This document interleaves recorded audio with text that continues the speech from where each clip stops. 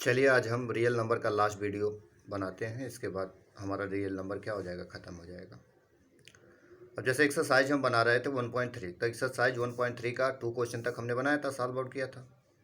उसके बाद question number 3 में देखते हैं। तो क्वेश्चन नंबर 3 हमसे कहता है prove that the following are irrational number. तो आपको सिखाया गया इरेशनल नंबर में क्या करना है, आपको रेशनल नंबर मान के चलना है। आपका एजम्पशन रॉन्ग हो जाएगा, कोई फैक्टर गलत हो जाएगा, बस उसके बाद आप मान लो कि क्या आपकी एजम्पशन रॉन्ग थी, इसलिए क्या है, रेशनल इरेशनल नंबर है। अब वही क्वेश्चन नंबर 3 कहता है prove that following are irrational numbers. तो फर्स्ट क्वेश्चन उसका किसको प्रूव करना, 1/√2 को हमको इरेशनल नंबर प्रूव करना है। अभी हम आपको फैक्ट लास्ट में बताएंगे। जैसे सारी चीज़ें हम इरेशनल नंबर और रेशनल नंबर बता दिए, तो उसके बाद आपको देखना होगा कि कभी भी अगर 2 इरेशनल नंबर को या 1 रेशनल एंड 1 इरेशनल नंबर को ऐड करते हो, ध्यान से सुनिएगा। हमने कहा 2 इरेशनल नंबर मतलब √3 और √2 जैसे दो आपने इरेशनल नंबर दिया, इसको ऐड करोगे तो आपका एक इरेशनल नंबर आया। मैंने क्या कहा, पॉइंट ध्यान दीजिएगा। 2 इरेशनल नंबर को ऐड करोगे या सब्ट्रैक्ट करोगे, दोनों बातें लेके चलिए। क्या कहा हमने, 2 इरेशनल नंबर को ऐड या सब्ट्रैक्ट करोगे तो आपको इरेशनल नंबर मिलेगा। अगर एक रेशनल और एक इरेशनल नंबर है तो भी अगर आप ऐड या सब्ट्रैक्ट करते हो तो आपको क्या मिलेगा, इरेशनल नंबर मिलेगा। तो यहाँ तक ऐड का और सब्ट्रैक्ट का क्लियर हुआ। वैसे ही जब आप डिवीजन और मल्टीप्लिकेशन के लिए चलते हो तो बोलता है कि अगर 2, इसमें कन्फर्म नहीं होता है कि रेशनल आएगा कि इरेशनल आएगा, बट अगर एक रेशनल और एक इरेशनल है तो उसका मल्टीप्लिकेशन और डिवीजन ऑलवेज क्या आएगा, एक इरेशनल नंबर। मैंने कहा कि 2 नंबर होने चाहिए, एक रेशनल और एक इरेशनल होना चाहिए। इनका चाहे मल्टीप्लाई लो चाहे इनका डिवीजन लो तो ऑलवेज क्या आएगा, इरेशनल आएगा। लेकिन जैसे हमने पढ़ा था एडिशन और सब्ट्रैक्शन में कि 2 इरेशनल नंबर का ऐड या सब्ट्रैक्ट भी इरेशनल आता है, लेकिन मल्टीप्लिकेशन और डिवीजन में ज़रूरी नहीं है कि अगर 2 इरेशनल नंबर हम ले लें तो उनका मल्टीप्लिकेशन या डिवीजन रेशनल आएगा, इरेशनल आएगा। इसको हम नहीं बता सकते। कैसे, समझिए। जैसे आपने √2 और √3 ले लिया, मल्टीप्लाई किया तो √6 is a irrational number. But आपने क्या किया, √2 इंटू √2 ले लिया तो 2 इरेशनल नंबर लिया, तो आपने √2 इंटू √2 क्या हो गया, 2 हो गया। 2 इज ए रेशनल नंबर। इस बात को माइंड में रखिए। चलिए क्वेश्चन फर्स्ट देखते, कहता 1/√2 को आप इरेशनल नंबर प्रूव करो। तो हमारा पुराना पैटर्न वही है। हमने कहा इरेशनल नंबर के लिए आपको कई प्रोसेस अप्लाई नहीं करना है, इसीलिए मैंने थियरम सिखाया और रेशनल नंबर की डेफिनेशन सिखाया कि सारे इरेशनल नंबर को एक ही तरीके से, एक ही मेथड से आप सॉल्व कर सको, किसी भी बुक का उठाओ। मैंने कहा आप लोगों को RD शर्मा उठाइए, उसके सारे क्वेश्चन बनाइए, इसी मेथड पे बनाइए, 100% मार्क्स मिलेंगे। और तो 1/√2 को हमने क्या सपोज कर लिया, let's 1/√2 is a rational number. जब ये इसको आपने रेशनल नंबर मान लिया तो इसको P/Q के फॉर्म में लिख सकते हो। Then 1/√2 is equal to P/Q। अब √2 को हमने कहा कि रेशनल नंबर को एक तरफ रखिए, बाकी सबको भेज दीजिए। इसको रिवर्स कर दिए तो इधर का भी रिवर्स करना पड़ा, तो √2 इज इक्वल टू Q/P। आप Q और P को लेके चले थे, क्या थे, इंटीजर थे, तो Q/P भी क्या होगा, एक रेशनल नंबर ही आएगा। तो आपने कहा कि Q/P रेशनल नंबर है, बट √2 के बराबर एक रेशनल नंबर, √2 तो इरेशनल होता है, और आपने यहाँ पे √2 को एक रेशनल नंबर दिखा दिया क्योंकि Q/P एक रेशनल है। तो आपका एजम्पशन रॉन्ग हो गया ना।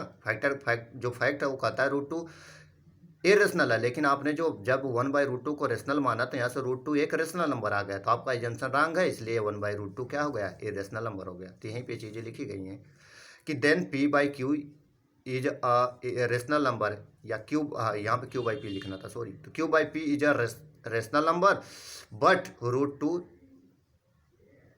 √2 इज अ इरेशनल नंबर।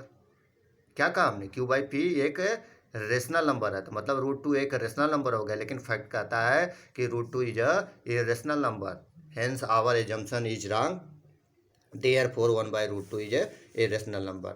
तो इसको जल्दी जल्दी समझते चलिए। सेकेंड पार्ट कहता है 7√5 को आपको प्रूव करके दिखाना है इरेशनल नंबर। तो आपने फिर वही माना, let's 7√5 is a rational number, then 7√5 is equal to P/Q। आप जो रूट वाला नंबर उसको छोड़िए, बाकी सबको इधर भेजिए। तो यहाँ पे हो जाएगा 7√5 इज इक्वल टू P/7, ठीक है, P/7। तो देखिए P और Q क्या थे, एक P/Q रेशनल था, तो P/7 Q भी एक रेशनल होगा, तो √5 क्या आ गया, एक रेशनल नंबर आएगा। लेकिन फैक्ट जो कहता है कि √5 क्या है, एक इरेशनल नंबर है। तो आप वो फैक्ट कहता है आप √5 इरेशनल नंबर है, लेकिन आपने यहाँ जब 7√5 को रेशनल लिया तो यहाँ से √5 एक रेशनल नंबर आ गया, तो आपका एजम्पशन रॉन्ग है ना, फैक्ट तो गलत नहीं हो सकते। तो आपका क्या है, therefore 7√5 is a irrational number. Clear, इसको हमारे उम्मीद आप लोग समझ गए हो इजीली। फटाफट करते हैं। थर्ड क्वेश्चन कहता है prove that 6 + √2 is a rational number. तो आपने सपोज किया let 6 + √2 is a rational number, then 6 + √2 is equal to p/q। Rational है तो p/q के फॉर्म में लिखा जा सकता है। तो √2 इज इक्वल टू p/q, इधर 6 जाके माइनस हो गया, तो √2 इज इक्वल टू p/q -6। इसको सॉल्व करेंगे। सॉल्व हमने जैसे किया तो √2 is equal to p -6q पान q। तो अब देखिए p और q क्या है, इंटीजर है, तो p -6q is a rational number. कहने का मतलब √2 यहाँ पे एक रेशनल नंबर आ गया, लेकिन फैक्ट कहता है कि √2 इरेशनल है, तो आपकी एजम्पशन रॉन्ग हो गई। तो 6 + √2 is a irrational number. Clear. तेजी से आते हैं एक्सरसाइज 1.4। एक्सरसाइज 1.4 में हमने आपको स्टार्ट में सिखा दिया terminating, non terminating, non terminating में रिपीटिंग, नॉन रिपीटिंग सिखा दिया। अब उसी के बेसिस पे क्वेश्चन है। तो बोला without actually performing the long division, आपको डिवाइड नहीं करना लंबे मेथड से, state whether the following rational number will have terminating decimal expansion or a non terminating repeating decimal expansion. तो कह रहा है कि विदाउट एक्चुअली डिवीजन, लंबा मेथड जो होता है डिवीजन को उसके अप्लाई किए हुए आप बता दो कि जो गिवन नंबर्स दिए गए रेशनल नंबर वो टर्मिनेटिंग हैं या नॉन रिपीटिंग डेसिमल है। ध्यान से सुनिएगा, या तो टर्मिनेटिंग होंगे और नॉन टर्मिनेटिंग में रिपीटिंग होंगे, क्योंकि अगर नॉन रिपीटिंग हो जाएंगे तो इरेशनल हो जाएगा, और यहाँ पे रेशनल नंबर की बात की जा रही है। तो चलिए, हमने आपको सिखाया था कोई नंबर टर्मिनेट कब होगा, तो आपको 3 चीज़ें हमने याद करवाई थी कि जो हम डिनोमिनेटर को देखेंगे वो डिनोमिनेटर 2 होना चाहिए या 2 का पावर होना चाहिए, नीचे केवल 2 हो या 2 की पावर हो तो टर्मिनेटिंग। दूसरा क्या सिखाया था हमने कि जो डिनोमिनेटर हो 5 हो या पावर ऑफ 5 हो तो टर्मिनेटिंग, और हमने सिखाया कि जो डिनोमिनेटर 2 और 5 बोथ हो तो टर्मिनेटिंग होगा, अदरवाइज नॉन टर्मिनेटिंग होगा। अगर कोई नंबर एक्सेट्रा 2 और 5 के नीचे आता है तो नॉन टर्मिनेटिंग हो जाएगा। Clear point. उसी बात को हम ध्यान में रखते हुए सॉल्व करेंगे। तो दिया है 13/3/125। अब डिनोमिनेटर को आप लोगे, डिनोमिनेटर का फैक्टर करिए प्राइम फैक्टराइजेशन, तो आप देख रहे हो 5 टाइम जाएगा, ऐसे डिवाइड करके देख लिया करिए, बड़ा नंबर हो तो आप कंप्लीटली हो गया, मतलब 3125 को लिख सकते हो 5 के पावर 4।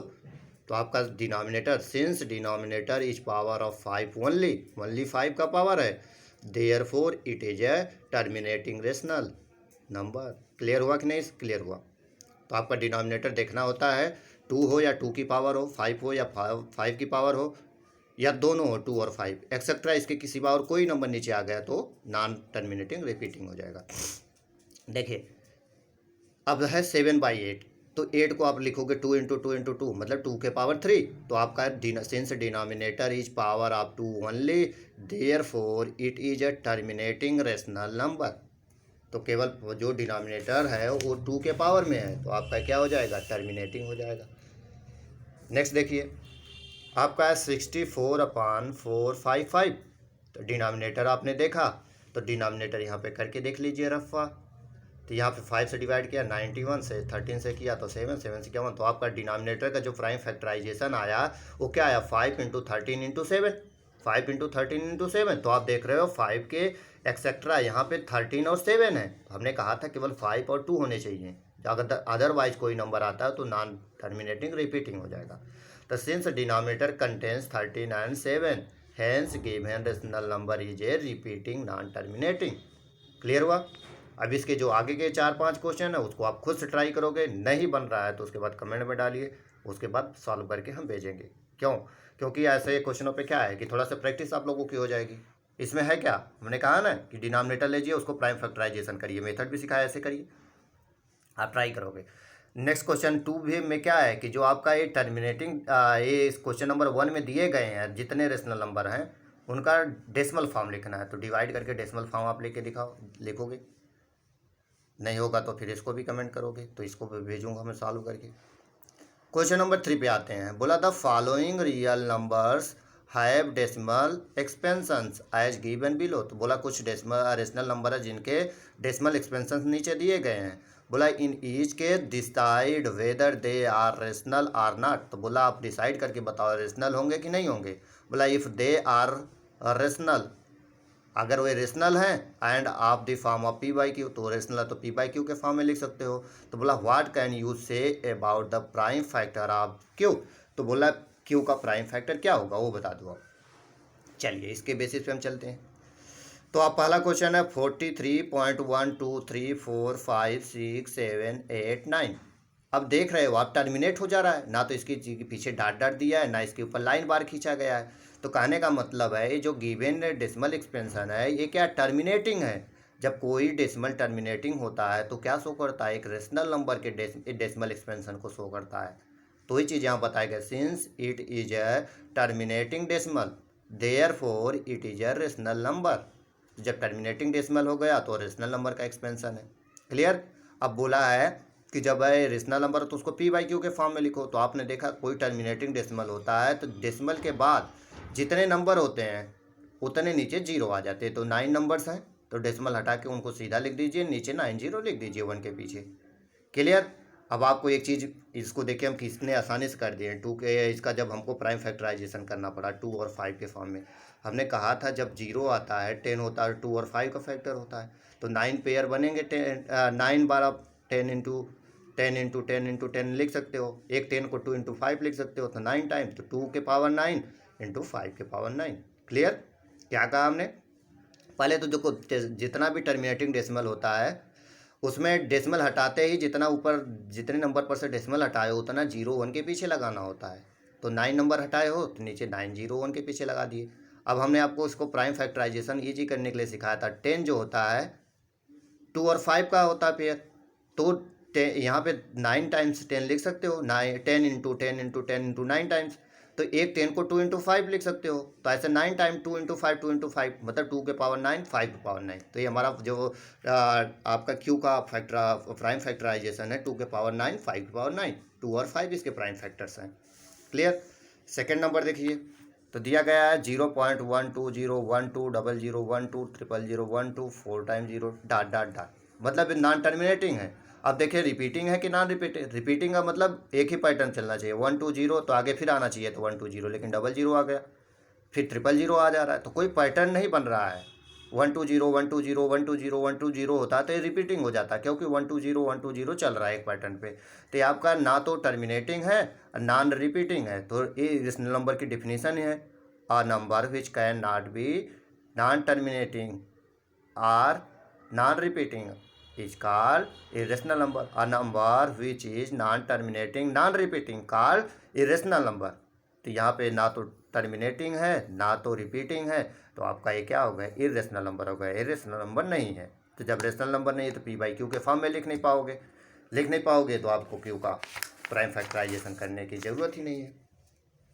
नेक्स्ट क्वेश्चन देखिए, last question may be third question कहता है 43.1 2 3 4 5 6 7 8 9 लाइन बार शो करता है कि ए नंबर इसी पैटर्न पे बार बार चलते हैं। फिर आगे लिखते 1 2 3 4 5 6 7 8 9, फिर 1 2 3 4 5 6 7 8 9। तो ये क्या है आपका नॉन टर्मिनेटिंग बट रिपीटिंग को शो करता है लाइन बार। क्लियर। ते नॉन टर्मिनेटिंग तो है बट रिपीटिंग है। जब रिपीटिंग हो गया तो रिपीटिंग डेसिमल हमारे रेशनल नंबर को शो करते हैं। तो आपका क्या हो गया given number 43.123456789 line bar is a rational number. अब देखिए जहाँ पे नॉन टर्मिनेटिंग बट रिपीटिंग होता है उसको 9th क्लास में आपने सीखा होगा कि जितने नंबर पे लाइन बार लगे होते हैं उतने टाइम्स नीचे 9 लिख देना होता है। तो वही लिखोगे आप इसको 43.1 2 3 4 5 6 7 8 9 पे लाइन बार हटा दिया, डेसिमल हटा दिया, नीचे 9 टाइम 9 लिख दिया, पी बाई क्यू के फॉर्म में लिख दिया। अब क्यू का प्राइम फैक्टराइजेशन पूछा है तो इसको डिवाइड करिए। आप देख रहे सब में 9 है तो 3 से तो डिवाइड होगा, 3 से डिवाइड किया, फिर 3 3 3 9 टाइम आया, फिर 3 से डिवाइड किया 1 1 1 आया, तो 9 टाइम 1 है तो मतलब फिर 3 से डिवाइड होगा। क्योंकि 3 से डिवाइड होने के लिए अगर नंबर का सम, जो डिजिट सम अगर डिवाइड होता 3 से तो नंबर डिवाइड होता, तो 9 टाइम 1 जोड़ोगे 9 होगा, 9 3 डिवाइड रहते, 9 टाइम 1 जो लिखा गया डिविजिबल होगा 3 से। फिर इसको देखिए 3 से डिविजिबल होगा, क्योंकि 3 + 7 10, 3 + 7 10, 3 + 7 10, टोटल जो डिजिट सम 30 आ गए, 30 3 से डिविजिबल है। फिर नेक्स्ट नंबर आ गया 1 2 3 4 5 6 7 8 7 9, तो ये डिविजिबल नहीं है किसी नंबर से, प्राइम नंबर है। तो इसका प्राइम फैक्टराइजेशन जब करोगे 3 to the power 4 1 2 3 4 5 6 7 9।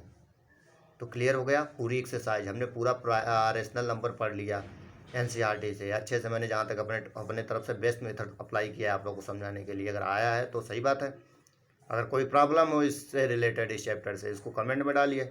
Next chapter आप लोग कौन सा पढ़ना चाहते हैं, साइंस पढ़ाएं या फिर मैथ का अगला चैप्टर पॉलिनोमियल जो हो उसको कंटिन्यू करें, इसको बताओगे आप लोग। अगर कमेंट में कम 10-15 लोग जिसके लिए बोलोगे साइंस कहोगे तो साइंस पढ़ाई जाएगी, नहीं तो इसको मैथ को आगे कंटिन्यू करेंगे। ठीक है, इसको ध्यान से पढ़िए, बनाते रहिए। चलिए।